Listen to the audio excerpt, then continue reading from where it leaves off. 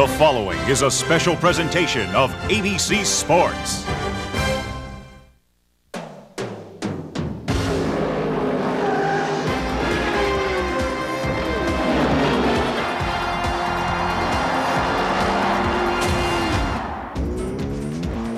The ABC Sports Auto Racing team is in Las Vegas, Nevada with the Indy Racing League ready for the Indy Racing League Las Vegas 500K. And the engines have just started here at this magnificent new facility. Much of it still under construction. It's many different kinds of racetracks, but today we're going to focus on the mile-and-a-half oval.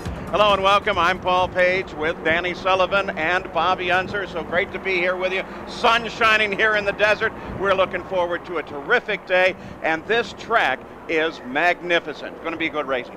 It's an unbelievable. It's a tri-oval, 12-degree banking in the corner, 9-degree on the front straightaway, and very, very wide. And other than the fact, Danny, that it's been dirty because it's just been freshly constructed, it's going to be raced today at 3 abreast, 3 wide, which means we're going to see some of the best racing, I think, that we've seen all year. One thing that we have seen here is blinding speeds thus far.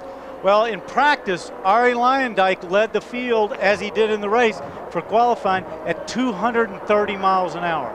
That's fast, but Danny and Paul, they won't run that fast in the race, at least all the time, because if they did, you know, they qualify wide open around here. And if they did, it's going to be too hard on the engine. If they're going to back off just a little bit, I think at the end of each straightaway to save it. And there is the man that has been the fastest.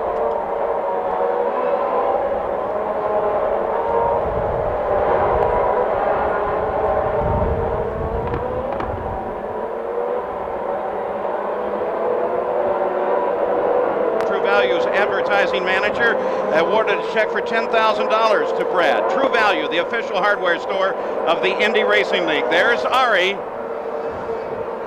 and there is the award of the check. And that means that the pole position, of course, goes to Arie Luyendyk. He won the race here in Phoenix, or at the Phoenix, for the pole position. And as we take a look at the front row, alongside will be Tony Stewart.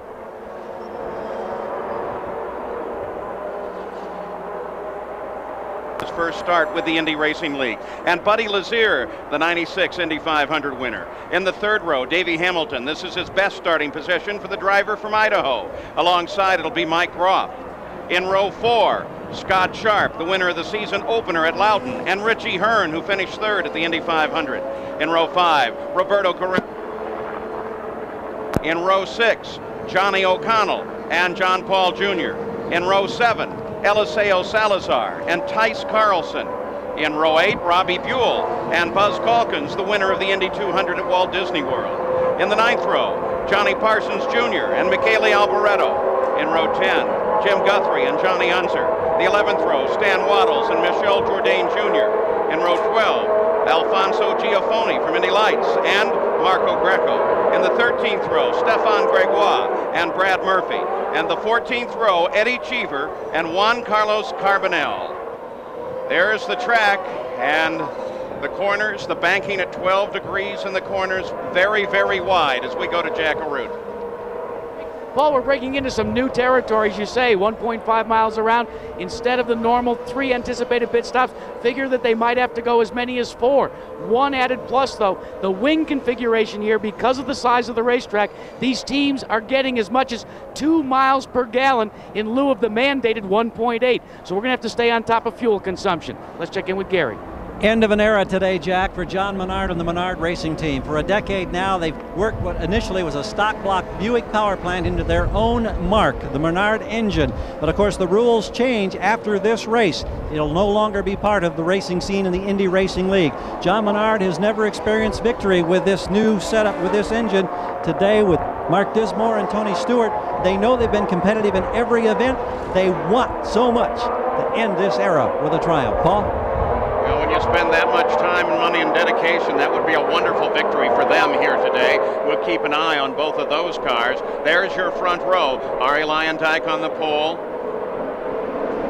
And, of course, Tony Stewart outside the front row. Rest of the field coming through. Our attention being diverted a little. The first turn, the winds have picked up here, and there's a lot of dust beginning to blow across the corner. So don't take that wrong because it's on the outside of the corner. Now the green flag goes, and here we are as Arie Luyendyk jumps into the lead. Robbie Gordon drops into third place. There's Buddy Lazier. Now there was something that really surprised me. Tony Stewart, who starts so many dirt track, sprint car midget races, got beat to the starting line by Arie Luyendyk. And now Robbie Gordon makes a move on Tony Stewart. And Gordon coming down low gets into second place. Stewart's obviously got his power turned back too far. He's not up to full power yet, because remember that Menard mark probably makes at least 100 more horsepower than the other one. That's Buddy Lazier beginning to close now on Tony Stewart. Remember, that's the two guys that had the confrontation and up in New Hampshire when we had the IRL race up there, Paul. Luyendyk, Gordon, Stewart, Buddy Lazier, Mike Croft, John Paul Jr., then Richie Hearn and Scott Sharp. That's the order. Looks like to me Robbie Gordon wants to get up to the front as fast as he possibly can. Well, you know, Danny, Robbie Gordon comes from kart, and he's over here running IRL. Of course, something that we were kind of surprised to see, although we're happy to see. He's going to be trying to prove a point today, I think.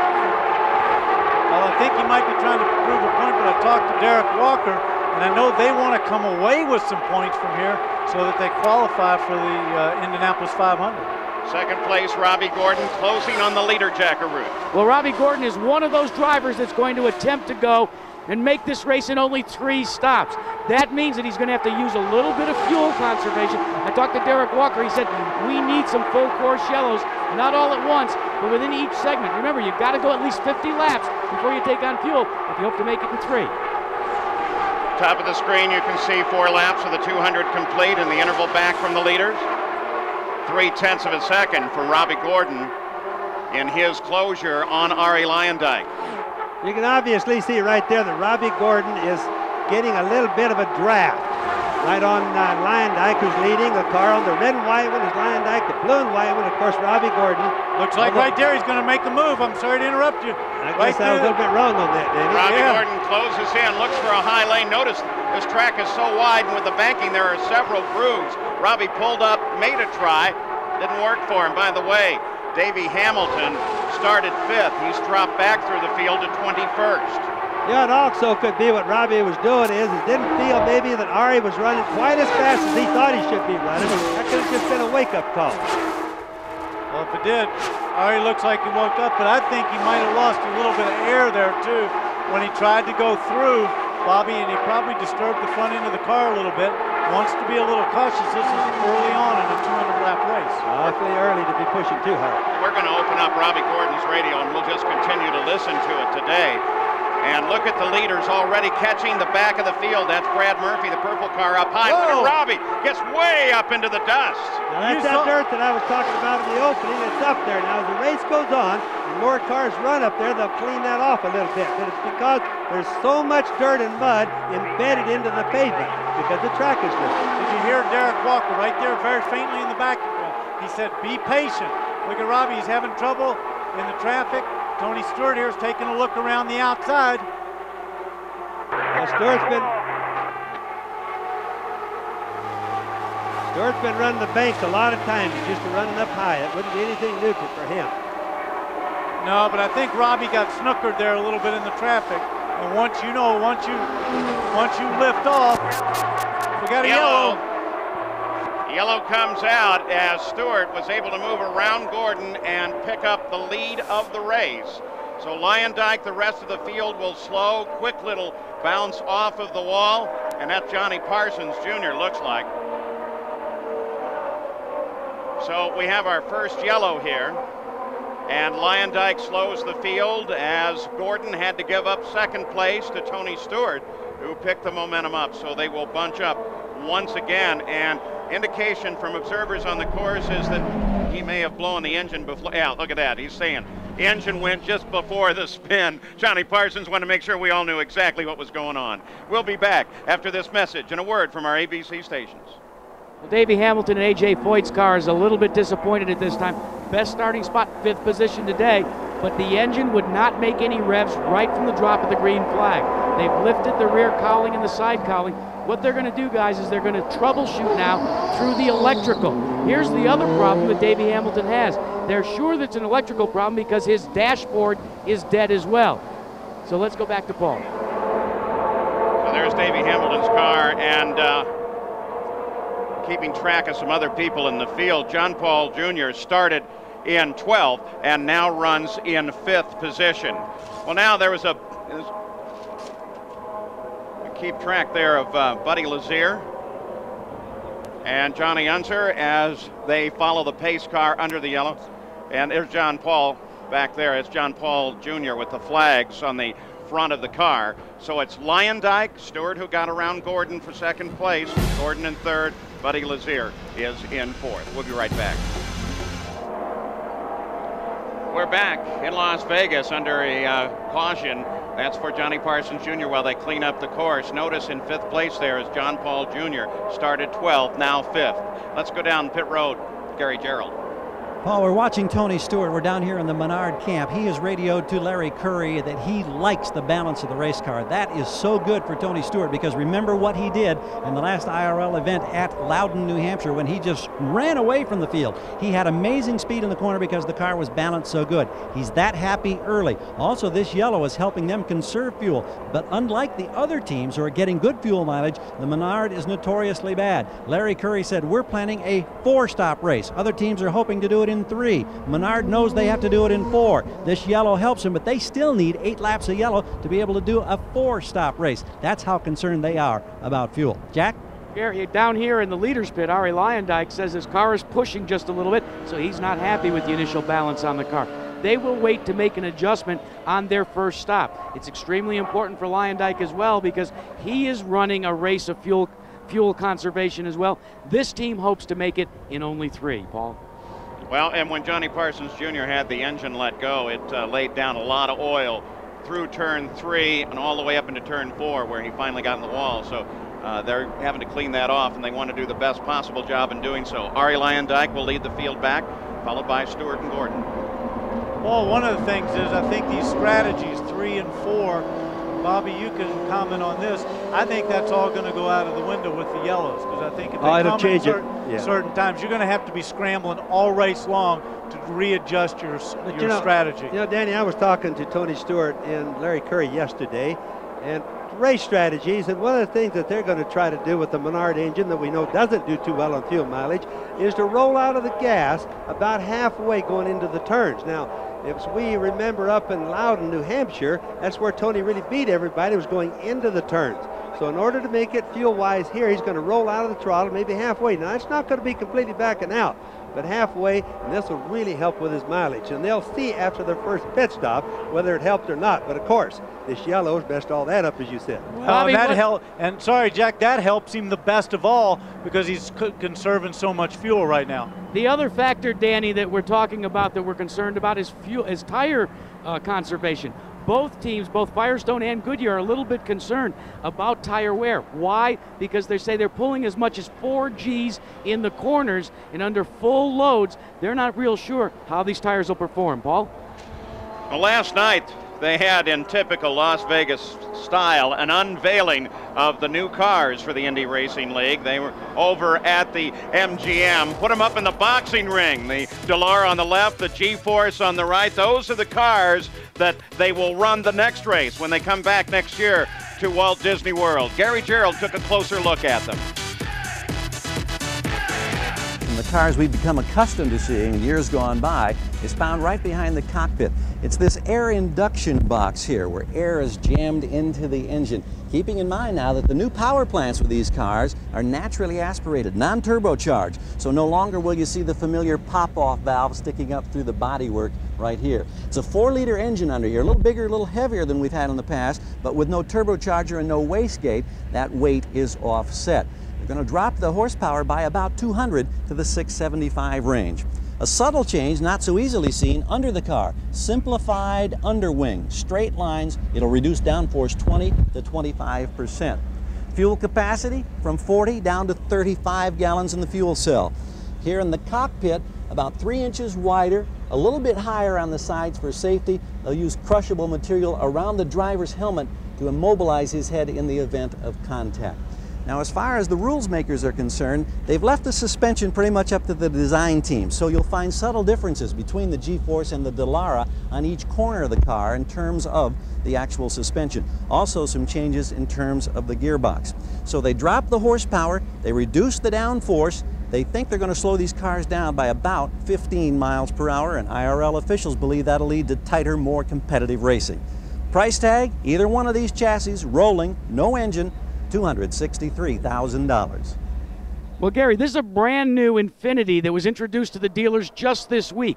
The engine is the exact same based engine that'll be used for the Indy Racing League in 1997. Take a look at it in racing configuration. It actually is going to use a lot of the same parts that car has. They'll be on an Indy Racing League car and engine next year. Paul? And the turbocharger will be gone. Pop-off valve will be gone. Las Vegas Boulevard, just outside of the racetrack. That's the traffic still trying to get in here. Not because of any problem with the track getting the traffic in. It's just that big a group of people trying to get in both here and on the freeway, which is just on the backside of the track. An enormous line. It's Nellis Air Force Base just across the street, literally, from the track here. So from time to time, we'll see Air Force fighters lifting off from the surface there. So about everything you could want. Great racetrack, the IRL, and of course the fighter jets on the far side. Danny, you and I are probably going to move here, right? I like the view, especially where we're sitting. I think we're about to go green right now as well. They pick up the speed as Ari Lyndike will lead Stewart, Gordon, Lazier, John Paul Jr., and Mike Groff back to the line. Focus, of course, is on Tony Stewart, who got around Mike Groff just before the yellow came out for Johnny Parsons Jr. You saw that Johnny Parsons was okay after hitting the wall and blowing his engine. And he's already been checked over by the medical folks, and hopefully we'll be talking to him here shortly. Once again, I'll tell you what, Lyndike really is able to jump out. Here comes Gordon around Stewart. Stewart gets caught in traffic. John Paul Jr. gets caught behind him. Lazier comes around. John Paul Jr. down on the low side. Stewart's really getting bad starts. He's something wrong with his turbos not coming up to pressure right away. I don't know. I think Ari maybe played it pretty smart there. Tony took a run at him, and Ari kept going slow, and he had to back out of it, and then it looked like Ari took off. And he just doesn't have any horsepower. The other cars passed Tony also, and now Menard making 100, 150 more horsepower than the others really should jump him at the start and outrun him. Should have led the race, really. Yeah, it seems like it's taking him a long time to get up to speed. Look at this, John Paul Jr. going right under Buddy Lazier. John Paul Jr. takes Lazier, moves into third place. At the same time, a little further back, and you got a glimpse of it for a second, with Scott Sharp and Roberto Guerrero. They came around Richie Hearn, and they moved into 7th and 8th. Let's go to Gary Gerald. For Tony Stewart on the restart, Larry Curry not happy. He said, we simply didn't know they were going green. They didn't tell us until they were deep into turn 4. So they're a little unhappy, the fact that they had a lack of information. That's why Stewart was lagging on the restart. Yeah, but he dropped more than that. The question is there some other issue there? No, there definitely is. He's just not getting his turbo pressure up for some reason. But, you know, when we watch the slower cars, or not slower cars, but the different guys like John Paul come up and make so many position gains, remember, each team is negotiating and planning between 3 and or 4 pit stops for this race. So different ones have different ideas right now on how their race is going to go. Well, and here comes Stewart. Back moving forward as he comes around Buddy Lazier. That was Mike Groff, the white 10 car, that now is coming down alongside Lazier as well. It's pretty close racing right through that trial over there. Groff has really been, Mike Groff in the white car on the left there, has really been fast. I've watched him all during practice. He's got the car set the way he wants and sets on the racetrack real nice. And it looks like now he's starting to put it to good use during the race. But look who's having a problem is that sort of purple-blue car of Buddy Lazier. Yep. These guys are going okay, but Buddy's just dropping spot after spot right there. Look, he just dropped 3 spots in that half a lap. Just ahead of him is Richie Hearn, then Scott Sharp, then Roberto Guerrero. They're involved in a nice little fight. Sharp and Guerrero have been fighting rather consistently here. And Densmore, he's going right underneath him as well. Yeah, so Buddy Lazier, the Indy 500 champion, with something obviously wrong with that car. This is the leader, with Robbie Gordon right behind him. Lyndike and Gordon over on the backstretch. Now there's two guys with an awful lot of oval track experience right there. And some pretty good wins under their belt as well. And of course, Robbie Gordon, he just finished his last IndyCar race. Now he's in an IRL. Then I think he's going to stock car racing this year, and he still has a championship to win in off-road trucks as well. Yeah, he pretty well has that one wrapped up. So Lyondike up at the front of the field, Jackaroo. And you should begin to see Look at Lyondike. Oh, right, just flew past them. Lyondike got caught up behind some slower traffic, and Robbie grabs the lead. So Robbie Gordon now the leader of the run. Got him sleeping right there. I think what you're going to see, guys, is now both Robbie Gordon and Ari Lyondike are going to run wide open. Our radio transmissions we listened to said go to green. Here's the reason why. Enough in this segment. Lyondike back to the lead, Jack. Sorry, Jack, but they're swapping spots left and right. Lyondike's now back in the lead. We didn't mean to interrupt your story. Oh, Robbie. Right along, you're doing great.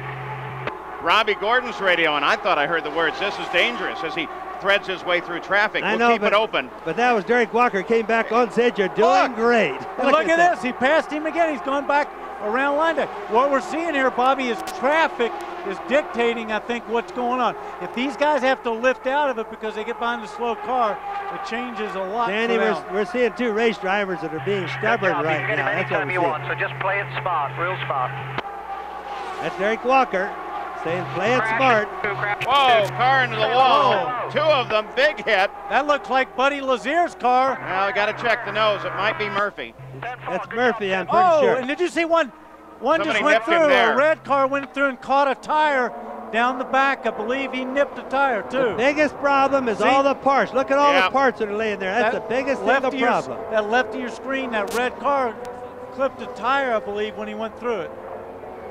So 3 cars involved in this one. Eddie Cheever there. Oh, Eddie, and he's got a new team. He started himself. He's got a team going. That's not the way he wanted to do his first race, is it?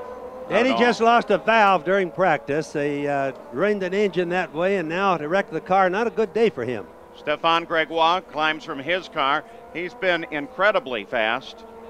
In fact, yesterday in practice, he white-walled a tire, and we thought, well, he'd be coming in right away. It went several laps without coming in. The USAC safety team is there with Eddie Cheever. It appears that he's okay, only they're taking a little bit of time and paying attention to his feet. You can see the nose is off of that car.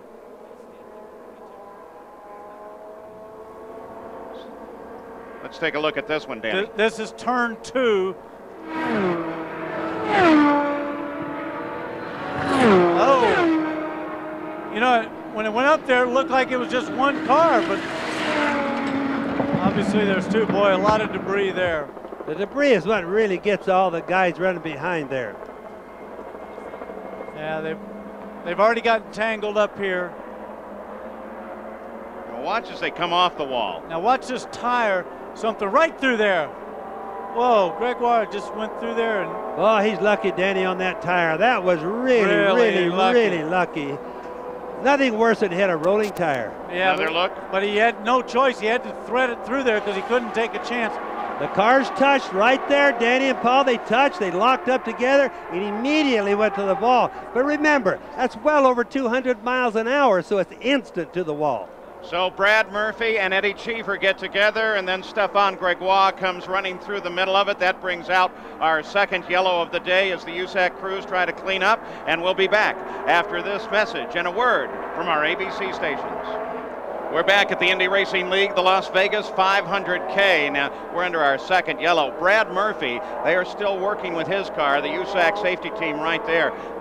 They've had the jaws of life out, and they have been working with that car. As yet, Murphy has not been taken out of the car. Let's go to Jackaroo. Well, Paul, these are the tires that just came off of Buddy Lazier's car. What they're doing right now is they are trying to find a mysterious ailment on the race car itself. About 5 laps before the yellow came out, you saw Lazier making a run to the back, not to the front. He reported that the car was so loose, it tended to dart forward and lose control of the car. So far, they have not been able to find the problem. And Gary Gerald, that is not the way you want to be at the controls of a race car at over 200 miles an hour. not knowing what's wrong. Absolutely, on any high-speed track. Here's a man who has just come in from out here. Well, we've got an emergency vehicle arriving. We're at the safety center, and the drivers from the last incident being brought in. Johnny Parsons has just been released. You lost an engine, we know, and then it got you up into the wall. Tell us about the conditions up to that particular point, and how tough is it, particular with visibility, sand, when you get outside the groove? There was really no problem with visibility. The sand was, no effect on the track. We've been here all week getting acclimated to things. Really no problem at all, Gary. It's I just had to hold my line. We really got slowed down quite a bit in the Electech car. Even the Firestone tires can't work when oil's underneath the back of them, and so we got slowed down enough. It wasn't that bad. Well, now, you get any kind of a feel for how this thing is going to unfold? Is it too early to know? You see anybody who's got muscle or power? Is this going to be an endurance test? We've entered the race considering it's somewhat of a mini enduro, and there's a lot of good teams here with preparation. But you got some race drivers, that are up front, like Gordon and Leyendyke, are going to treat it like a sprint car race. And it's a small enough track and fast enough you could consider it a sprint car race. But we drivers are pretty fortunate after getting into the wall here and coming out in good shape. I hope Murphy's okay. We got guys in the hospital that run sprint cars this week. I want to say hi to Brad Marble and hope those guys get well soon and get back out in circuit. Thanks, John. Jack? Well, Gary, your leader, Robbie Gordon, is not at all happy with the speed of the pace car. It's been an advertised speed, but Gordon is looking at his dash and seeing that the car is beginning to develop an overheating problem under these slow laps. He's back and forth frantically to Derek Walker, and I think if we listen in, you'll hear the calming influences of his crew chief, Derek Walker, saying, "Don't worry about it, don't worry about it."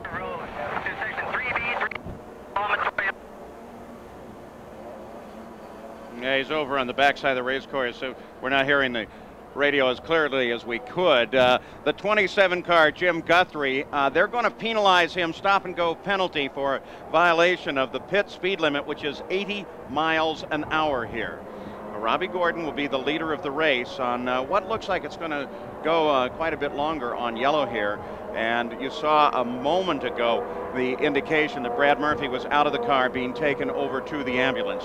Now, tomorrow night, Al Michaels will host an action-packed, heart-stopping primetime special showcasing the greatest sports moments of all time.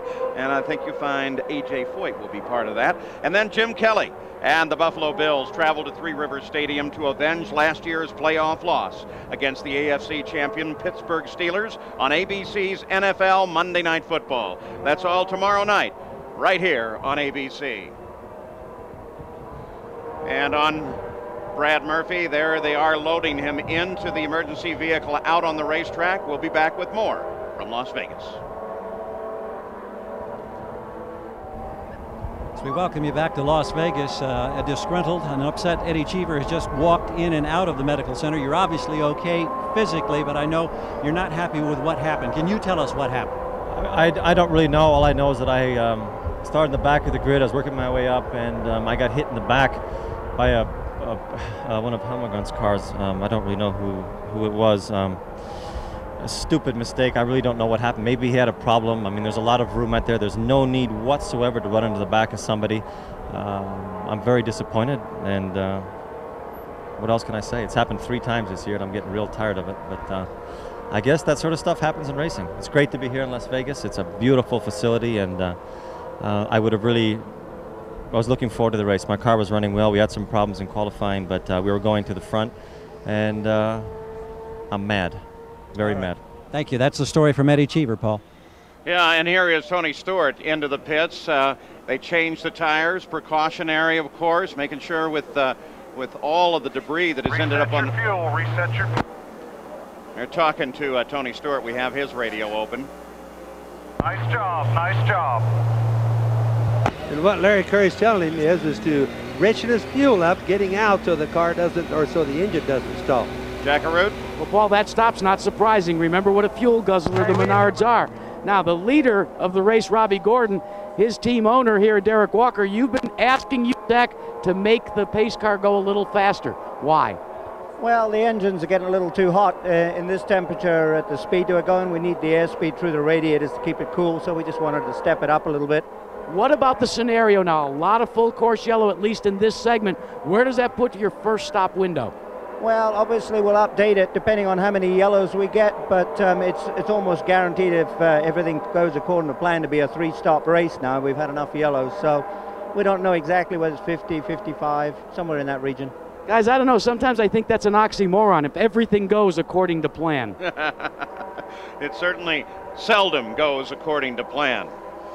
So now behind the pace car will be Robbie Gordon, then Arie Luyendyk, Mike Groff, Roberto Guerrero. We are waiting for word on Brad Murphy, also waiting to talk with Stefan Gregoire. Since we saw him almost hop and run out of the race car, we presume that he is okay, but we'll be waiting for official word. Again, when we go back green, Jim Guthrie will receive a stop-and-go penalty.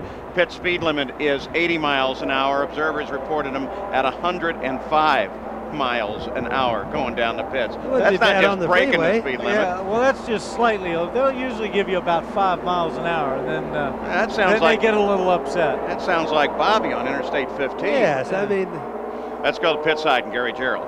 Another driver just released, Stefan Gregoire. I know it was a very close call for you, threading your way through that debris.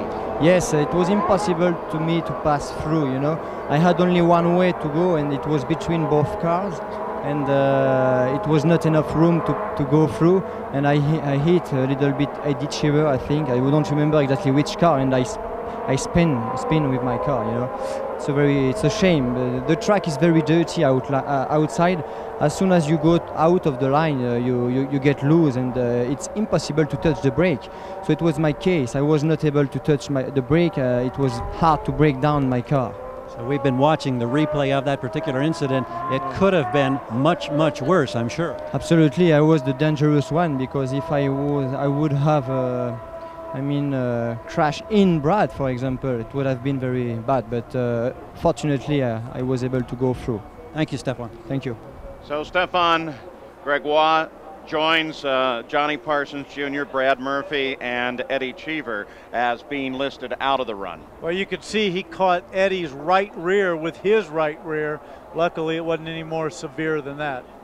And there still is a rather extensive cleanup to be done as we look over onto the backstretch. Jack? Well, the investigation on Buddy Lazier's mount seems to have identified what the potential problem is, and that is not good news, guys, because they think it might be a broken engine mount. Boy, that just shows you what the high bank tracks, the tracks that are so fast, put so much strain on them right there. Let's go to Gary Gerald. Here's Dr. Henry Bach now, who's come out of the medical center. Can you tell us about Brad Murphy? Brad Murphy is awake and alert, and he is stable. He has some pain in his right thigh. We suspect he may have a femur fracture on that side. He's going down to the University Medical Center for further tests down there. Thank you very much. Thanks, Jerry. Well, that is terrific news. We were a little apprehensive considering the length of time they used to take him out, but of course the safety team, their whole idea is to take your time and not cause any additional injury to the driver by removing him too quickly. Well, USAC has all of the crews out trying to get the racetrack cleared up as Robbie Gordon continues to circle behind the pace car, hoping that they will pick the pace up of the pace car. We're back with the Indy Racing League, the Las Vegas 500K, still under yellow. Let's go to Jack. Well, Paul, let's show you what we're talking about as far as wing configuration here. This is what's called a short track wing. All the cars are using it. See this element here? Now, normally this element would have an angle of attack to it, but this is the spare for Scott Sharp's car. See how flat it is? It literally reduces the drag on the car, but it also reduces the downforce. That's the configuration for both the Foyt cars and several other cars. Now, I saw something historic just a couple of minutes ago that happened with A.J. Foyt. A.J. wanted to bring his car in, Scott Sharp, take a gamble and take on fuel and hope that there's more extended cautions. Scott Sharp came back on the radio and said, A.J., I don't think it's a good idea. He explained his reasons why, and all A.J. said is 10-4. Oh, that's good. That shows that Texas is trying to work with his driver a little bit, doesn't it? Oh, I'm not going to say that he's mellowing. A little bit more explanation while we're under yellow here in Buddy Lazier's car. We hear that his motor mount broke in his engine, but his motor mount is part of the frame. Remember, the engine is part of the frame. So when the engine mount breaks, the frame really broke. Well, while we continue under the caution here, 159 laps to go with this long cleanup as a result of that three-car incident, Stefan Gregoire and Brad Murphy and Eddie Cheever. This is the Indianapolis 500 on the final lap when Roberto Guerrero spun the red car up into the fence is Alessandro Zampedri.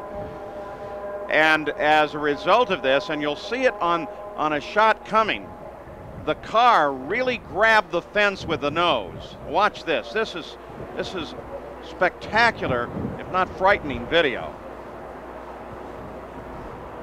The car flips overhead, the nose gets into the fence, it caused severe trauma to his feet. Here you get a real good idea, watching the red car as it goes up into the fence. He's got nowhere to go there. And so very serious injuries as a result of that, but Gary Gerald, the good news is that he is here at the track and feeling pretty good. Well, Paul, we're delighted to be able to sit here and spend a moment with Alessandro. It's been such a long time since the end of May, now the middle of September. This is your first time to be out at a racetrack, and you're smiling, and I know you've had devastating injuries to your feet, but yet you've been so positive, and tell us how things are coming along right now. Well, Gary, thank you, and yeah, it's been very exciting being here. It was the first time not only that I'm going to a race, but that I'm living in Indianapolis. And it's a very nice feeling seeing a lot of friends and fans that they've been so close with me all this time. Yeah, it was tough at the beginning, but now, you know, I'm on the way to recovery, and I'm just looking forward to be healthy again and drive a race car again, and that's all that matters. You know, you have to be strong with your mind as much you have to be working out to get back. You have all of this apparatus down here on your left foot and leg, and I understand you're going to get rid of a lot of this in about a week's time? Yeah, Dr. Scheid, my doctor, is going to take it off next week, and hopefully with the next things they're going to put in, I'm going to be able to put weights on that leg too. So the right one is okay, the left one is going to come along, and I'm really hoping to give myself a nice Christmas present to be able to walk by then. How about race car driving? Is it still in your future? I've heard stories that you want to do it more. Yes, I want to do it more with MyJack and all the people. We are working hard to get back, and my goal is to be back at Indianapolis 500 next year. And yes, I want to do it again because that's my life. I did it so long. I proved at the Indianapolis 500 that I can be up there when you need to, and that's what I'm going to go for it. A lot of support following you all the way. We wish you the very best. Thank you, Alessandro. Thank you very much. Bye, everybody. Jack? Well, Gary, that certainly is good news, and there was some good news for Tony Stewart and Larry Curry as well. During that pit stop, Larry, you discovered a pinhole in a tire. Yeah, we knew that he went through a bunch of debris, and we wanted to play the yellow out. You know, we knew it was going to be long, and we wanted to pit towards the tail end of it. Well, he's talking to Tony right now. He's monitoring in. That's one of the things when you're doing an interview like this. 10-4. But anyway, so we brought him in, and sure enough, we had a puncture in the right rear, so we dodged one. Right? Now, you have no choice. You've got to make it in 4 stops, right, because of the fuel consumption? Yeah, I mean, the way our strategy was last night, we have to do 4 stops. Well, we're going to go back to green in just less than 1 lap, guys. Well, so that stop was more than just precautionary for all the debris on the track. It was, in fact, needed. The next time by, it'll be 1 finger. I think 1 finger is what Larry Curry is telling Tony Stewart there, but I think that was precautionary on purpose. Man, you just look at all the debris was on that track. These guys had to go through it. These tires don't have tubes in them. They're also very, very thin tires, so they're easy to puncture. Well, now you look from Tony Stewart's position back 11th is his position in the field now. But Tony, you can go ahead and get yourself ready to go, buddy. You put it in whatever gear you want. Get it cleaned out, and let's go up. Once you get settled in, let's go up 1 more inch on the boost, +1 on the boost.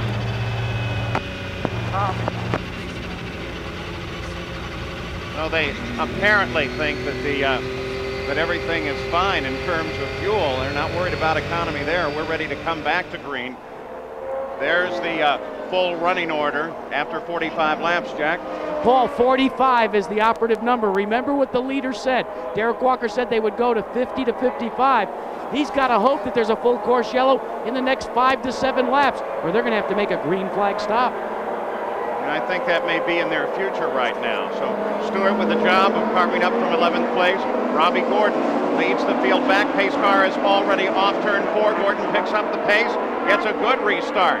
As the green comes out, Lyondike chasing him.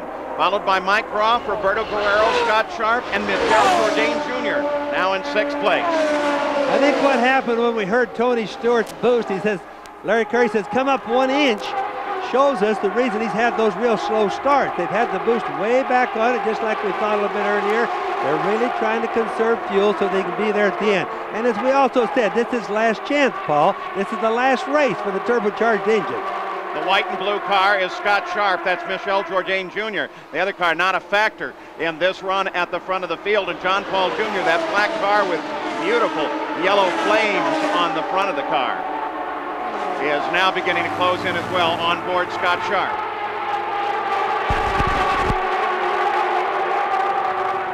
Well, look at the G-loading. Push him down in the cockpit in the corners. Watch this. That's astonishing. 4 Gs, that's an awful lot. There's very few people, even people that fly airplanes and make sharp turns, don't make over 2.5 Gs.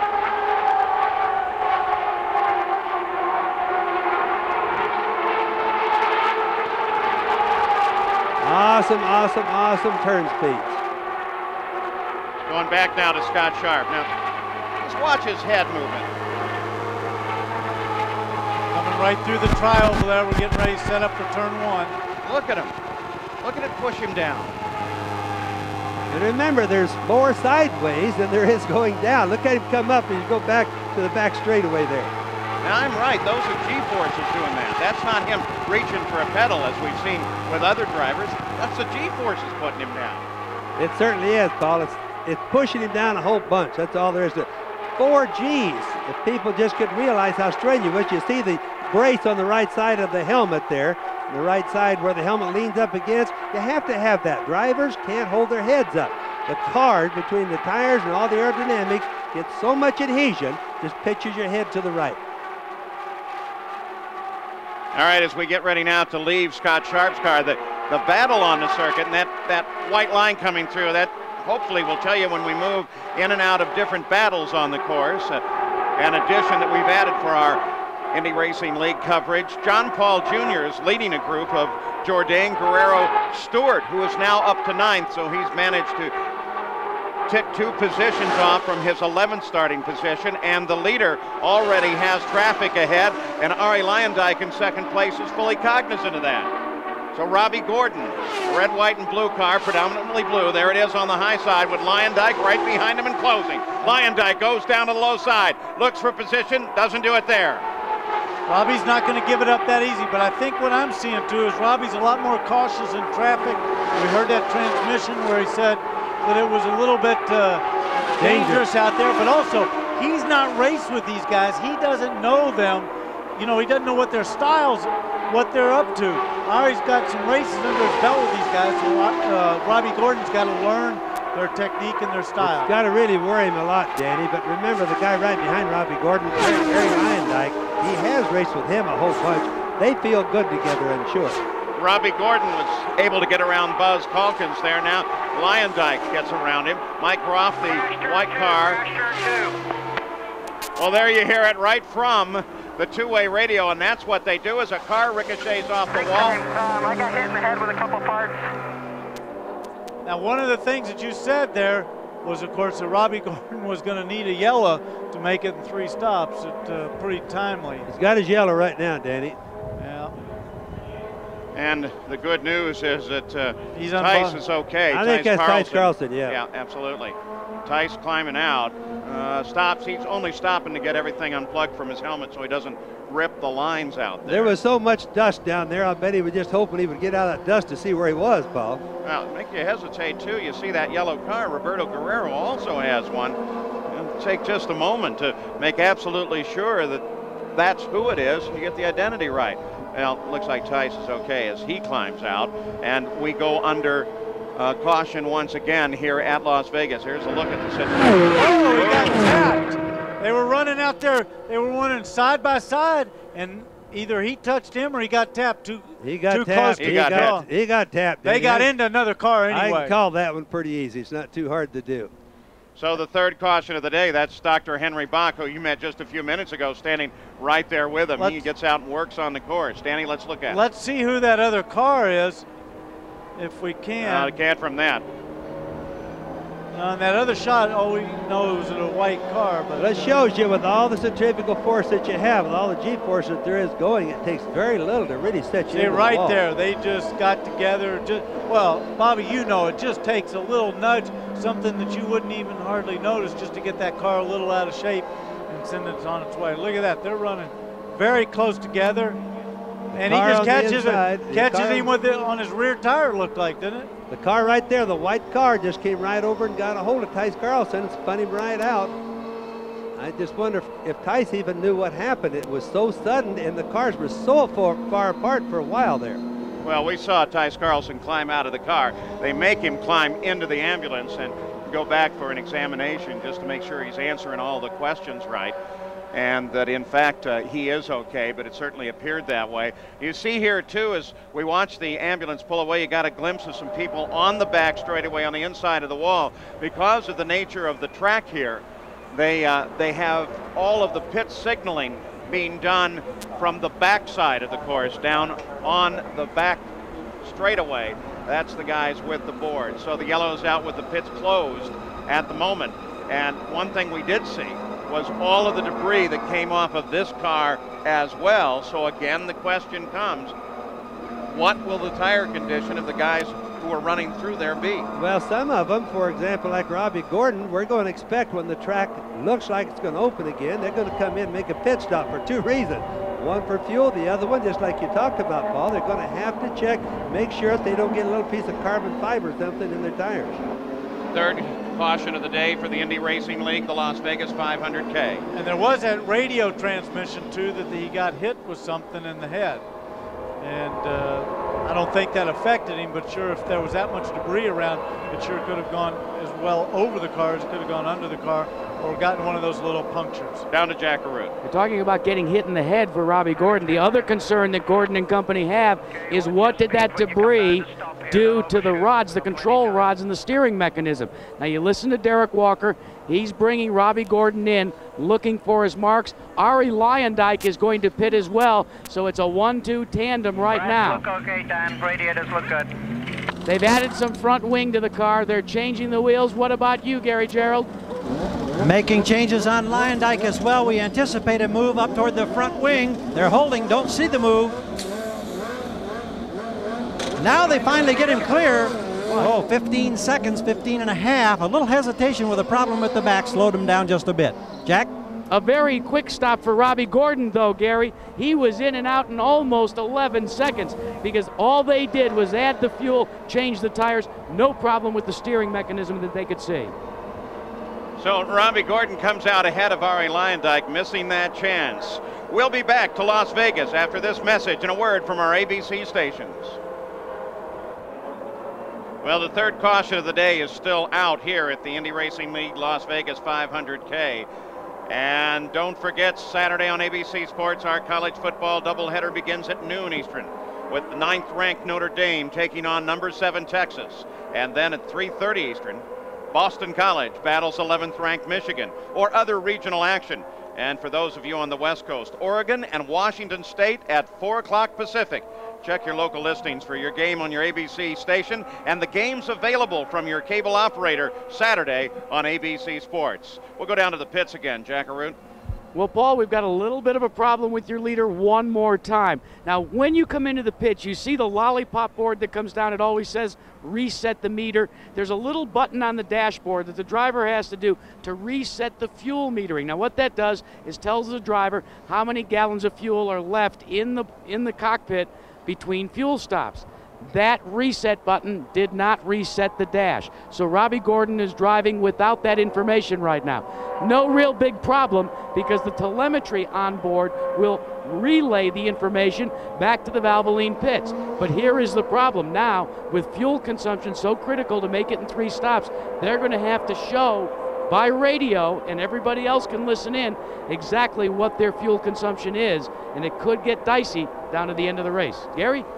Minor problems for Arie Luyendyk relating to radio communication. Buddy Lindblom says it's very scratchy. It's not critical at this point. It is, however, a concern. They made one suspension change around the wings on his last pit stop. Now, there was speculation as to whether or not Mike Groff may have been involved in contact. We talked with the crew, and they say he has told us absolutely nothing. And then they laughed and said, but remember at Loudon, he didn't tell us on the radio that he'd been involved in a contact incident. So as far as they know, everything's clean and smooth. Paul?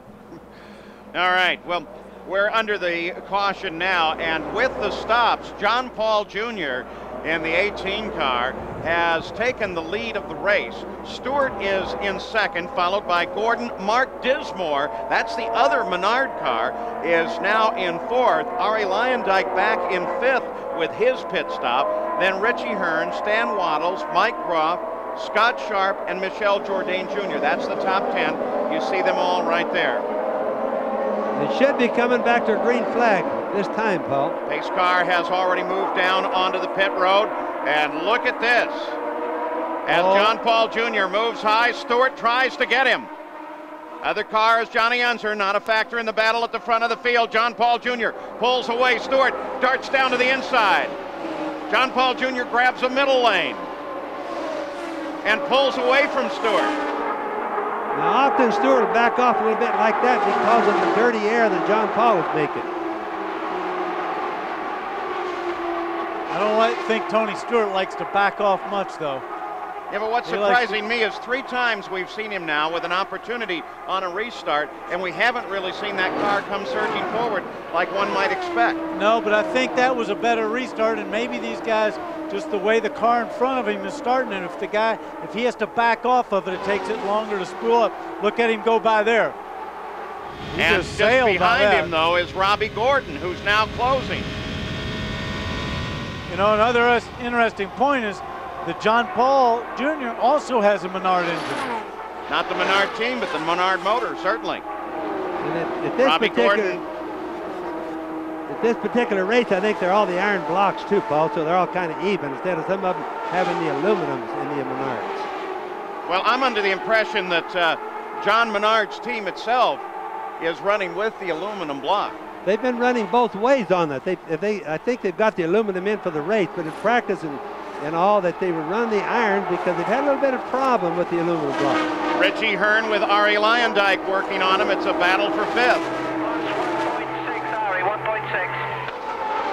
And that's Derek Walker giving the separation back to Arie Luyendyk. Apparently they don't seem to be concerned about Dismore, who's in there in fourth place, separating Gordon and Luyendyk. Luyendyk now works on Dismore. Bobby, I still think the big factor in this race is still going to be traffic. And Hearn begins to close on Luyendyk. Hearn looks to the inside. And Hearn passes Luyendyk, picks up fifth. Now remember, sometimes when you see passes like that, it's nothing more than turning the boost up a little bit or shifting the gear between the race gear and the cruise gear. Luyendyk all the way down the flat to try and get past. Loses some speed. Hearn still in behind him. But then he protected his position, and Hearn had to lift a little bit in there. I'm telling you, Bobby, I think the traffic, they're so affected by what the car in front of them is doing in the corner. Not just from the air, but whether they have to back off or not. Look at this. Look at this, Hearn. Coming up behind Arie Luyendyk, trying to get him again. He's not going high enough to get around him, though. Yeah, Arie Luyendyk seen that move before.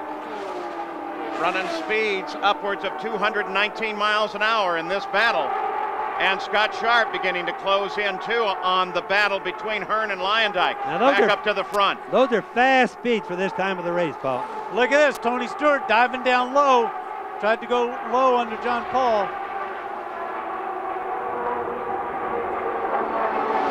What happens, too, when you get in a battle like what we're seeing with Luyendyk, that actually slows the car up, so the car behind him is going to have a little cleaner shot to get to him. Riding on board with Tony Stewart. We're just going to ride here as he chases the leader. Well, look at all the... that looks mostly to be tire debris that we're seeing catch the screen in the corners there, like it's just peeling right off the tire and onto the lens. But there's also an awful lot of dirt. This track is dirty. It's the first race it's ever had and just now getting clean. between the tires, and you got to remember the sun is really beating on the racetrack. That makes it hard on the tires. And Bobby, you saw that car that went up high there, right in front, throwing up the dust, all of that stuff, all that dirt and everything. That lens is grabbing all of it. Going to wear our camera out, I'm afraid, before this race is It'll be fine. John Paul Jr. now with Toten Stewart attacking him, trying to move to the inside, battle for the lead. John the Paul Las Vegas 500K, the Indy Racing League, can't do it. John Paul just keeps his leg in it right in the middle of the corner. He's going to make Tony earn it. And one thing interesting, John Paul Jr.'s on good years, and Tony Stewart's on Firestone. So the battle right now is at the front of the field. The only other contest going on is Ari Leyendyk still has Richie Hearn right behind him and working him. And a little further back, Eliseo Salazar is now trying to close on Roberto Guerrero for 10th, but the key battle is right here at the front of the field. So we'll keep track of the run for the lead here. Let's go down to Gary Gerald. Paul, here's our fourth driver we've talked to, released from the safety center. It's rookie Tice Carlson. Tice, what happened? I was passed in the lap car and I came off of 2. And I don't know if he had a push or what, but we just got together coming off of 2 and we got into the wall. It wasn't his fault. He didn't mean to hit me. And who is that you're talking about? It was a blue and white car. There are 3 or 4 teams like that out here, so I'm not going to mention any names. We thought we had a good run going today. Owen Snyder was crew chiefing for us in the Harris Las Vegas Discount Golf and Tennis car, and we went back a little bit. We had a little bit of push. We changed tires, put a different set of tires on. Got that really taken care of, and we're going back forward, but it just wasn't our day. We'll be back. We'll put a lot of sponsorship together and come back. Thanks, Tice. Well, at the front of the field, it's still John Paul Jr. Look at this. This is back just a little bit further. Nice battle. Robbie Gordon, Mark Dismore, Ari Leyendyk, Richie Hearn, all 4 of them battling for 3rd place. These guys are really going to be tired if they race like this for this entire race. This track is really hard on drivers. You think about pulling 4 Gs 2 times every lap for 300 miles, really hard on the driver. There are the 4. Gordon, Dismore, Leyendyk, Hearn. Leyendyk closes a bit on Dismore. And we got a good example when we saw Scott Sharp's onboard camera about what the G loading is doing, pushing these guys down into the cockpit. Some massive Gs when they get into the corner jacker route. Well, not only massive Gs, but consider that visibility. You're looking through a driver's lens right now off a Simpson helmet. See how clear it is at the start of the race? Another car into the wall. It looks to be Stewart. Boy, that's the color scheme from Tony Stewart. It's Tony Stewart. Whoa. So there is part of John Menard's hope going away. Now he has Mark Dismore, who is going to move up to 3rd place as a result of this, the 2nd place car getting in contact with the wall.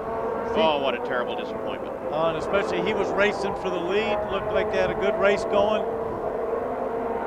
Oh, he's sitting there moving around. I don't think there's anything wrong because the wreck didn't look like it was that bad, but by the same token, he's one bad feeling boy right now. Remember Tony Stewart and his dominant moves at the race at Loudon, the New England race, boy.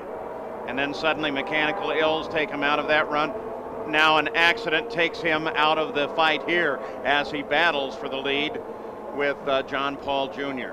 And so the caution comes out again. They're helping him out, moving slow, but I think, again, that's just a matter, well, he's asking for a little help. Yeah, he might have something wrong with his feet. You know, these cars are awfully tight inside. I know when you see Tice Carlson get out, you wonder as big as he is, but the cars end up getting shimmed right down to the drivers. You know, Bill Simpson and the other uniform manufacturers make the uniform with those epaulets so they can be lifted, so you can actually help a driver out of the car.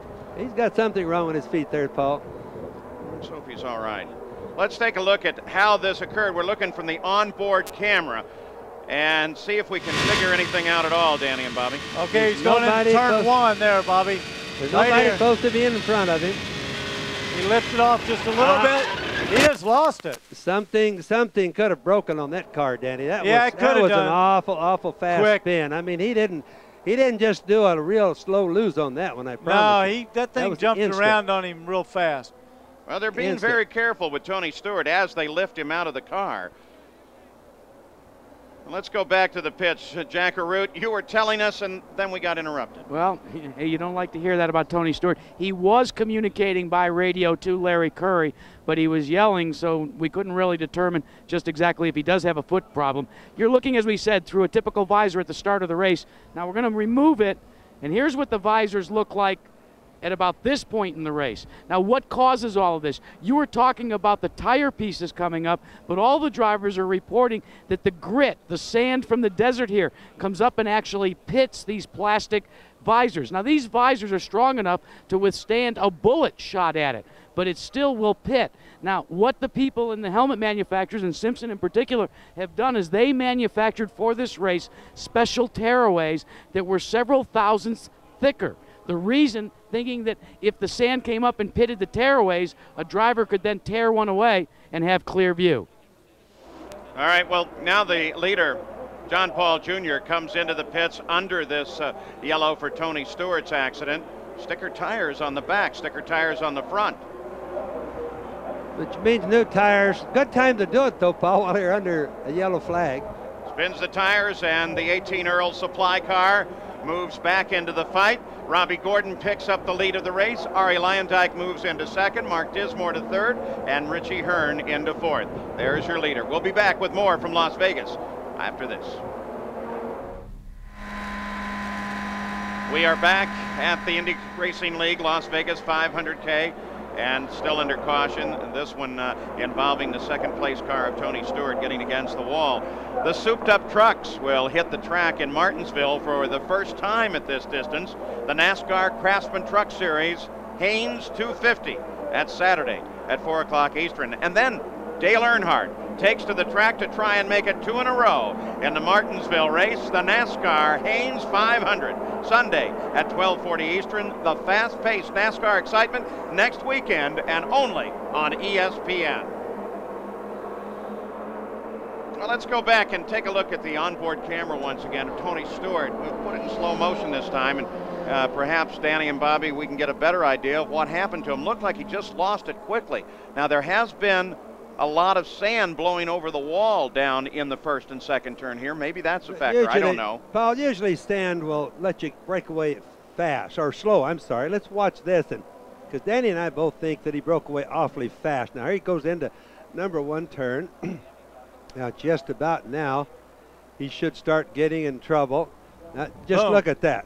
See his hands come around. That's very slow motion, and you just don't turn the steering wheel that fast unless something broke. Is that what you think, Dan? Yeah. Well, did you see his head jump up there too? But you know something, the USAC officials told me earlier that because it's a new track, because of where we are, the desert, everything, that they've been having quite a few punctures, but caused by little rocks and stuff like that. And he get the load in there. Well, his hands were totally steady. Gary Gerald, you talked with Larry Curry about this. Yeah, and he saw the first set of replays on his monitor down here and had radio conversation, and he says, we don't know. We've had no reports from Tony that the car was ever loose. It had a push, which is what they wanted. He liked the car. He says, I just know it came around real fast. I suspect that either something broke or we cut a tire. The most likely scenario, obviously, Gary, would be that they just cut a tire. It takes a little rock to go through it, and then you just can't drive it. The rear end of the car, the two rear wheels are hooked up together with each other. So if you lose the air pressure on one side, you're not only going to lose your side fight, but the other one's going to keep driving and really get the car going cattywampus. Oh, I was watching his hands very carefully during the slow-mo, and they were steady until suddenly the back end was gone, and then he tried to grab it and couldn't. So the cleanup continues here at the Indy Racing League Las Vegas 500K. There is the way that they will line up when we're ready to come back to the green flag once they have all the dirt and dust off of the track. Well, there's John Menard's hope. It's Mark Dismore, the other car in the team, now that Tony Stewart is out, as he peels off and onto the pit road. Mark, of course, has not yet won in the IRL, had a devastating crash several years ago at Indianapolis during practice for the 500. And anybody that has anything to do with go-karting will know the name. He's got a great go-kart shop just outside of Indianapolis. And he's, of course, pitting about as late as you can because they're given the one finger to go, one lap to go. So he's obviously coming in to top that thing up and see if they can go a long run. Gary Gerald. Yeah, that's exact strategy, Danny. They're having a little problem for a moment, I thought, at the right front. Everything appears to be okay. They wait to clear a hose. One of the Scandia cars pulls in front of him, and now Dismore just smoothly rolls back out to pit road. So we should see a green flag very quickly here. A little further back is in 5th position, Michel Jourdain. There he is, the colors of Mexico on that car, the 22 machine, and he, of course, is the nephew of Bernard Jourdain, who has raced these cars in the past, and he begins to pick the throttle up from 5th place as we're ready to go green. Robbie Gordon gets a good lead on the field. Look back at 2nd place. We're at the Indy Racing League Las Vegas 500K. As the fight is at the front of the field, Robbie Gordon is the leader of the race. This is a battle between Richie Hearn and Michel Jourdain, and it is now moved forward to a battle for 3rd place. Well, Michel Jourdain got him around the outside, had a great restart, high all the way around. That's Arie Luyendyk that sits just ahead of Michel Jourdain. Richie Hearn sitting just behind him in the yellow and black car. Arie Luyendyk is 2nd. Robbie Gordon, and there you get an idea of some of the sand that tends to blow across the track as it blows across the front of our cameras. Over on the backstretch now, Robbie Gordon was the leader at the line by 1.3 seconds last time by. Got a good restart, was able to pull away. There goes Gordon, Luyendyk, and now Hearn tries to make a move on Jourdain. Let's also keep in mind that this sand is a little bit hard on these tires. Hearn gets around Jourdain. Wears the tires out a lot quicker. When you get down to number 1-2 turn where the wind has been blowing the sand out in the track, that's just like sandpaper taking the rubber off. And it looks like this whole group is catching Robbie Gordon. 2nd, 3rd, and 4th spot are closing in. He got a great restart, Robbie did, but this group has caught him back up. Yeah, look at Arie Luyendyk. Last time across the line, Gordon was 0.8 of a second. This time 0.3, and there they are. They're right there with him. And just look at the different lines the different drivers are taking between Robbie and Arie. You can see a total different concept there. Watching the leader, Jack Arute. Well, Robbie Gordon is conserving fuel right now and is running down on boost purposefully. According to Derek Walker, what they're trying to do is run this window now and stretch this segment. So expect Robbie Gordon not to be running as fast as he was maybe 20 laps ago. Even to the point of giving up the lead, Jack? Yeah, they're not concerned about that, Paul. In fact, you know Derek, he's always saying, be patient, a lot of racing to go. In fact, before the drop of the green, he said, expect Arie to close on you, expect Arie to try and pass. Well, not just Arie, expect Richie Hearn to be there because Hearn just tried to make a move on the low side of Arie Luyendyk. It didn't work for him that time, but Hearn is there and very racing. But Luyendyk was doing the same thing when Robbie was off on his power, which they have to be in order to make their pit stops come out right sometimes. Luyendyk did the same thing. Now what they can do, just so everybody knows, if Luyendyk wants to go by Robbie Gordon right now, he decides on the back straightaway, hypothetically, turns his boost up and zaps him down the front straightaway, or whichever one it is. Or, remember, they have 2 gears to do this in. Richie Hearn just passed Luyendyk. Just blew past him. For 2nd spot. Moves into 2nd and begins now to charge on the leader of the race, Robbie Gordon. And remember, there's only one lap that's really important to lead, and that's the last lap. That's the only one that pays. And still 106 laps to go. 94 laps complete, 200. I think my math worked there. Look at this, Hearn. Driving for John Della Penna, right up, battling with Robbie Gordon. Now Hearn could easily be running in his race gear, whereas Robbie could be running in what we kind of call the overdrive gear to save fuel. Or, like right now, it looks like they're both about the same. What would be the difference in those two, Bobby? About 10 hundredths. You're going, you're doing good. Derek Walker talking with Robbie Gordon. Keep the radios open.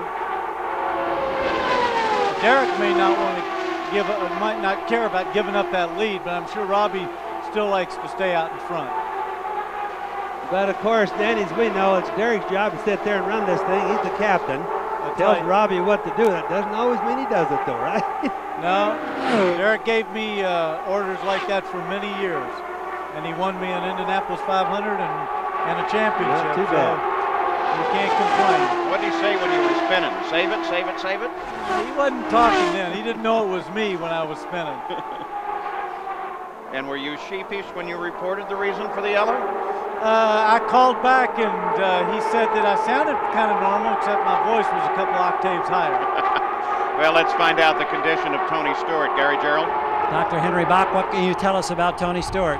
Yes, Tony Stewart's in good condition. He's awake and alert and stable. Came in complaining of some left shoulder pain and some left back pain. He's going down to the University Medical Center for some x-rays. Thank you, Henry. Richie Hearn working on Robbie Gordon. Boy, the battle that's for the close. lead almost touched him a second ago. That's too close for comfort. At this kind of speed, that was less than an inch apart, it looked to me like, between the tires touching. That's what we've seen too many times up today, Paul. If this can help predict something, Richie Hearn on lap 53 ran the fastest lap of the race at 219.2 miles an hour. So that's the fastest car in the field in second place right now behind Robbie Gordon.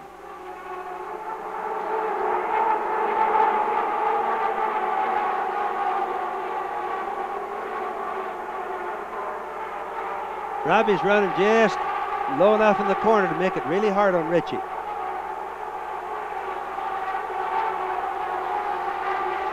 Oh.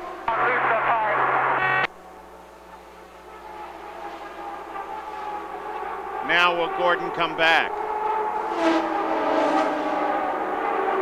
They were both moving around Eliseo Salazar, and once Richie was able to grab it, he took off.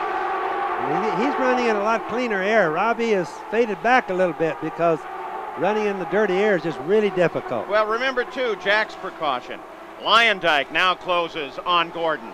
Battle for second. And Lyondike's got him. Now, the question becomes, we're not hearing any radio traffic. 10-4. Difficult to understand what Robbie Gordon's saying. That was Derek talking, but I couldn't hear what he told him to do. I think Robbie made the balance. a loose entry going into 4. A loose entry, just so everybody knows, that means the rear end comes out just a little bit, or is trying to. So Ari Lyondike relinquishes the lead to Richie Hearn. Robbie Gordon's been working with him. Now we take a look at the leader of the race, Hearn, and of course that is Dismore, who has fallen back to 9th place as Richie Hearn begins to overhaul the field, and there are 8 cars on the lead lap. So Richie Hearn, now the leader here at Las Vegas, as the run continues with the IRL. We'll be back after this message. We're under caution, and that is Ari Lyondike. Running in 2nd place, caught the wall by himself, only car in the accident. Obviously, as he signals the crowd, he is, in fact, okay. But Ari Lyondike from 2nd out of the run, and again, the yellow flies here. Richie Hearn, the leader. That brings Robbie Gordon up to 2nd place. Michel Jourdain to 3rd, Scott Sharp to 4th, and Michele Alboreto, who, remember, won his first Formula One race here in Las Vegas when they raced over on the strip here. Will he see his first IRL win here today? Well, he's certainly in position to do so. Damaged car, pretty heavily damaged. I guess they'll remember that these cars all become at very best show cars after this, because the IRL does have their new chassis ready for the next race at Walt Disney World when we come back in January.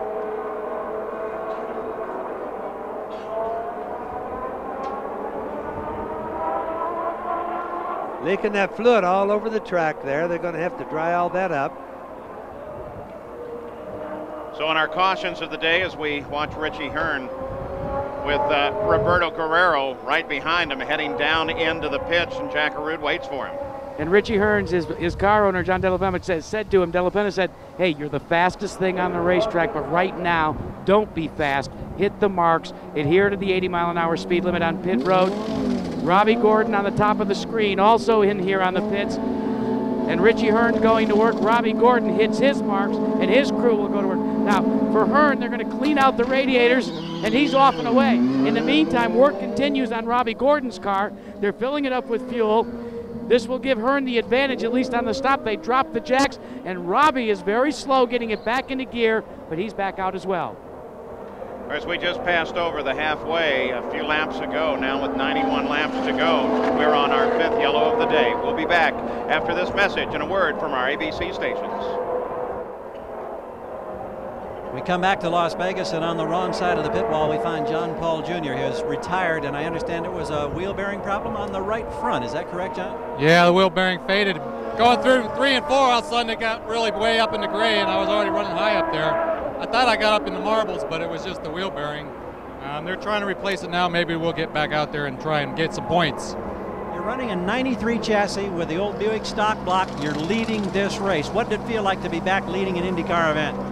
Well, I thought I'd forgotten how to win races, but we won one a couple weeks ago in Mosport, and you know, we're in the groove. The car was just phenomenal. Running high line, full tank, low tank. It was just absolutely on rails.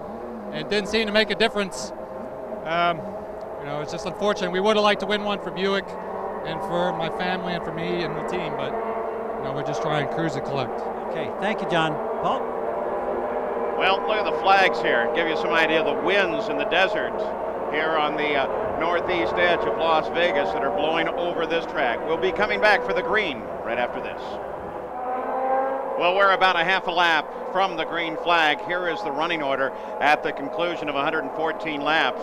Hearn, Gordon, Michele Alboreto up to 3rd, Michel Jourdain with a great run going, and Scott Sharp in 5th. We'll look all the way down through the field. Look at that long list of guys out, and some pretty significant names there. Arie Luyendyk, Tony Stewart, green flag comes out. We're running again with the IRL, the Las Vegas 500K. There's the leader, and he does get away from Robbie Gordon on the restart. Robbie Gordon's having to battle with Guerrero. Guerrero is in 9th place, flat down. Guerrero taking him up really high right there. Yeah, I think he got up there, Bobby. He looked like he thought, maybe I don't want to go stay right up here. We might get in an incident, so he backed off, it looked like a little bit.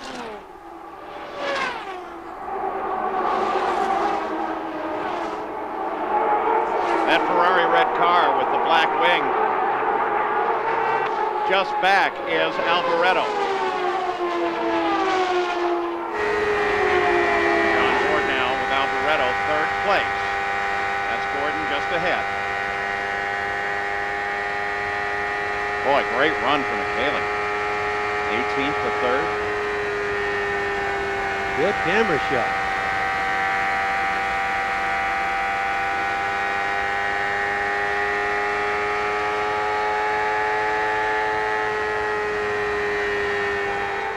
You can look at his helmet, Paul, just get buried over on the right-hand side as he goes into the turns.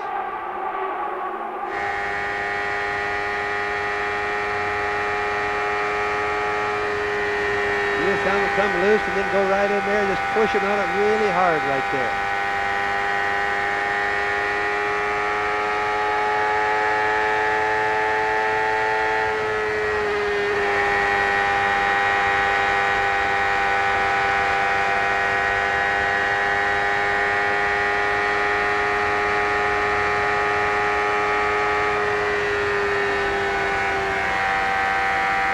The front of the field being very careful. Nobody in contest right now. Richie Hearn is the leader here in Las Vegas. Well, and just as we come back to you, Stan Waddles catches the wall, slides across the start-finish line, and to a stop just beyond the start-finish, the 30 car, the Spirit of San Antonio there. And that slows the field again. Richie Hearn was the leader. During the time we were away, no one was in challenge at the front of the field at all. So they'll go to yellow with Richie Hearn as the lead, then Robbie Gordon and Michele Alboreto, the top 3. Let's go down to Gary Gerould. Well, it's become an all too familiar path over here to the medical center. Arie Luyendyk, the last man to walk out. Now, Arie, we're a little bit in the dark as to what happened. Can you enlighten us? Well, everything was going, you know, smooth. The car was pushing really bad, but I was just holding my own. But I had a little bit of a vibration in the car, and I said to the crew that I was really wearing out my front tires because the car was pushing so bad. And the vibration that I thought that came from that might have been something in the rear, because going into turn 1, something just let go in the rear. It was either the right rear bearing, drive shaft, you know, or the tire blew. But I'm not sure if it's the right rear bearing or the tire, but something just let go, and from then on I was a passenger. But I was very fortunate to hit the way I did and to be able to get out of the car and come out of there without a scratch. So. How about the wind conditions today? How much of a factor has that been? Because I don't think it's been this windy all weekend in practice or qualifying. No, this is really windy out here. It really affects the cars. The cars are moving around a lot. A lot of people are having trouble with push coming off of turn 4 because the wind pushes you out towards that. And probably a good idea would be to start this race at 10 in the morning, because in the afternoon the winds always pick up here, and today is an example of that. Thank you, Ari. Okay, thanks. Well, our 6th yellow of the day as they work with Stan Waddles. The USAC safety crew, I'm sure, working a great deal more than they would like to today. We'll look at that. Here it is from a camera on top of the wall, turn 4. Whoa, just straight up hard. Yeah. Right front tire had to let go on that. Broke our camera. Huh? Broke our camera. That's the worst thing of all, I More guess. important that he's not hurt. But if you notice, as he was going through the turn, that's in the tryover where we're sitting, and obviously something on the right front just let go. Bobby, it looks like almost the car moves a little bit at the back, and he kind of corrects it and gets up in the gray. Just watch the back. Watch in here. He sees, looks like he slides just a hair there and just gets up in the gray, and he can't do anything then. And he had just started from the bottom. It just didn't have any adhesion from the white line out. There's something on the right front just wasn't holding there. And you know, once you get up into that gray, that's all you can do. There's nothing. You're just a passenger, as Ari Leindyke said. The collar that they put on the driver's neck generally is precautionary before they take him out of the car. 126 laps complete. We're under the 6th caution of the day. We'll be back. Well, the yellow is still out, a sight that we have seen far too often today. They still work at the car very carefully to get Stan Waddles out of the car. And they're going to put him on the backboard. They always do that. In fact, it's a specially designed backboard, doing some cutting over on the right side of the car so that he will clear away quite freely. And that backboard was designed at the Speedway, as a matter of fact, to try and help get it down behind the driver and allow him to come straight up out of the car without any further injury. Remember the old days of racing? Bobby, you probably remember when they used to just run over the car, grab you and yank you out of the car, and if your leg wasn't broken, it sure was when you, That's when right. you hit the dash coming out. Something came out of the car, unfortunately not everything. And of course, many of these guys are the same crews that work at the Indianapolis 500 with extensive experience. Jack Gilmore, Bill Nolan, they've been working for years on this. Well, Richie Hearn is the leader. We've had a lot of long yellows today, Jack. Well, Paul, remember when Gary was talking to Ari Leindyke, he talked about the wind. You can see it's picked up pretty significantly down here. It's interesting that what was happening to Richie Hearn is when they got out in clear air, they would upshift to the 6th gear. Now, normally that's what we call the cruising gear. Well, it would create problems in the wind. So he was talking back and forth during this caution saying, I don't feel real comfortable in the 6th gear because it seems to affect the wind. It seems to exacerbate it, make it worse. They said, well, if you have to, go back to 5th and run in 5th. Likewise for Robbie Gordon, initially in the beginning of this race, he was always complaining about a little bit of a loose condition. The wind has changed down here almost 180 degrees. Now all of a sudden Robbie Gordon is saying, I'm a little pushy. The light bulb went on in his head and he said, you know what? I bet you it's the wind. It's amazing how at the kind of speeds they're running well above 200 miles an hour, how the wind in fact does affect a car. Bobby Unser and Danny Sullivan have said it many a time. They are still working with Stan Waddles' car, and as we've already indicated to you, this is the 6th caution of the day, and so now we run head-on with one of those problems of network television. Look at them using the jaws of light. Of course, they don't care anymore, do they? Well, the car's destroyed, so what they're really trying to do is look after the safety of the driver. They want to get him out of there as easy as they can, so sometimes it's better just to cut a piece of the car away or cut it open up so they can just pull him out easily. But the problem that this unfortunately creates for us, and I got to tell you, we feel terrible about this, is we are running out of time. In just a few minutes, we are going to have to go off the air and leave this race. We're going to give you the running order after 129 laps. Don't throw that at the TV just yet. And we will come back during World News Sunday. We will give you the results of the race. Also, the Indianapolis Motor Speedway Radio Network with Bob Jenkins is here, and if you can tune over to radio, they can help you. If you have a computer, the website is brickyard.com, and they have the scoring up there. I can't tell you how badly we feel and how much we apologize, but the race was projected to be over right about this time, and it still has 69 laps to go. So even with a lot of room allotted for it, we do have to honor obligations to network affiliates, their local news operations, and we do feel badly. One other thing I just want to mention, Paul, when we go by and we see what looks like an empty grandstand up there, it's not empty. It's a brand new grandstand that hasn't been finished yet. The rest of it, just look at the awesome crowd. Yeah, something should be said for this facility here. It is marvelous. When they're done, it'll probably be over $200 million to build. It is not nearly complete. What you're looking at is just part of it. That crowd, by the way, is estimated at 60,000 people. There's a drag strip here. There is, you name a form of racing, and they've got a race course here. And beautiful, beautiful facilities. Richie Klein and the gang have done a marvelous job putting this thing together. And then added to all that, and this week they've been building the track literally as we've been working. And Kevin Forbes of the Indianapolis Speedway has done a marvelous job helping us get a broadcast booth here. Too bad we can't use it to the end. And aided by our own crew of Bob Simon and Rick Okulski and Bob Schless, Jim Licata, all doing above and beyond to make sure that this facility was here and ready for broadcast as well as ready for a crowd. We hope Stan Waddell's report is okay. We hope that this race goes without yellow to the end, but it has been an interesting track to watch racing on, very wide, allowing for a lot of grooves. They've been doing some great racing here, a lot of passing. Unfortunately, we've had 6 yellows. It's been a good race, though, and it's going to be a good race for a lot of the fans. It's just sad that we can't do it with TV. So there is Richie Hearn driving for John Della Penna, who may be seeing his first day in victory, but with the 68 laps to go, the guys behind him like Robbie Gordon and Michele Alboreto, who remember won here in the Formula One, his first Formula One, and Scott Sharp and Michel Jourdain. Be sure to stay tuned. We will give you an update during ABC World News Sunday. We're going to jump ahead in this race for the people on the West Coast. What we've had to do is compress down part of the race because of so many yellows and so many very lengthy yellows. Tony Stewart had his accident. He was okay. John Paul Jr. picked up the lead of the race, but then had a wheel bearing problem, took it in the pits, took him out of the lead, but he is now back with that repaired in the action. Robbie Gordon then picked up the lead. He was passed by Richie Hearn. And then Ari Leyendyk, of course, got into the wall running from second place. And Leyendyk jumped out of the car, waved to the crowd.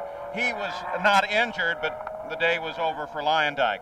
Then a very few laps later, with Richie Hearn, the yellow number 4 car, running in the lead, Stan Waddles got into the wall coming off of turn 4. And here is that accident as Waddles took a hard shot against the wall and slid down the wall. Watch the lens now as a piece of the car shatters the lens on the camera, and he came to a rest just beyond the start-finish line. Then, as they came back to green with Richie Hearn again in the lead, the next problem was one of Mark Dismore. There is his car, and that is the last hope for John Menard as he got into the wall. Now, both of the drivers were extricated from their cars. We have yet no report on their medical condition. So Richie Hearn is the leader of the race. Behind him is Robbie Gordon, Scott Sharp, Michel Jourdain, and Johnny O'Connell as we're ready to run again as the IRL presents the Las Vegas 500K. Scott Sharp, the winner at Loudon. Look at this. Here comes Robbie Gordon, and he goes for the lead. Robbie Gordon makes a run for the lead, 161 laps complete. And I think an important thing for everybody to know is no more pit stops. Everybody's had their last fuel. They just added before this. Robbie Gordon is going for the end of the race. Richie Hearn in the yellow car and black car behind Robbie Gordon there is obviously thinking the same thing. Robbie Gordon's radio is on. Keep track, too, of the blue and white car. There it is, just at the bottom of the screen. That is Scott Sharp's third place. And interesting, Scott Sharp went in the pits in front of Robbie Gordon, came out behind him. Here comes Hearn back charging on Robbie Gordon, Jackaroo. And Paul Page, that was exactly, as the yellow comes out, that was exactly what Richie Hearn was worried about on the restart. John Della Penna told him, you've got to keep Robbie Gordon behind him as the yellow comes out for debris on the racetrack. He's going to get another shot at trying to get a good start. Well, with Robbie Gordon taking over the lead and then the yellow coming out for debris on the track, they slow once again their 7th yellow of the day with 162 laps complete. We'll be back after this message and a word from our ABC stations. Robbie Gordon, paced by Richie Hearn, brings the field back to green. Scott Sharp runs third in the race on the track itself, then Michel Jourdain, then Johnny O'Connell is fifth.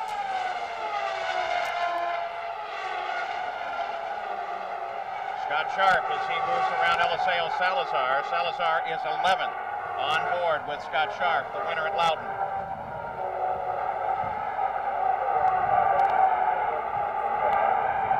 Boy, anything can still happen, Paul, with all the problems we've had today.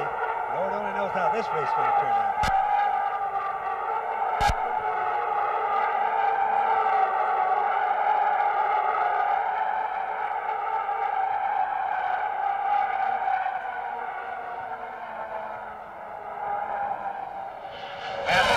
Separating first and second place, Robbie Gordon, Richie Hearn, they pulled away from Sharp, as you can plainly see. Look how low Richie Hearn was running, trying to stay in clean air to get a run at Robbie. It looks to me, Bobby, that Richie Hearn's car looks like it's running a little bit better, handling a little bit better than Robbie Gordon. Look at this. Whoa, that was a close move right there. They both get up in the dust. That shows you how dirty this track is if you get a little off the line. Look at this, he's down low. He kicked up some dust down low. Onto the back straight. Richie Hearn trying to work with Gordon. Gordon darts a little bit. Hearn gets alongside him, pushes the nose ahead, and Hearn is back in the lead. Hearn's working good on the bottom, there's no question about it. But remember.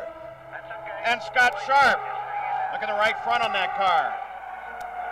Well, Scott Sharp out of third place into the pits. Michel Jourdain comes up to third. O'Connell is now fourth. Looks like on Sharp's car we got another wheel bearing out. Remember, the centrifugal force or the G-force is so hard on these things. It's desperately hard on the wheel bearings.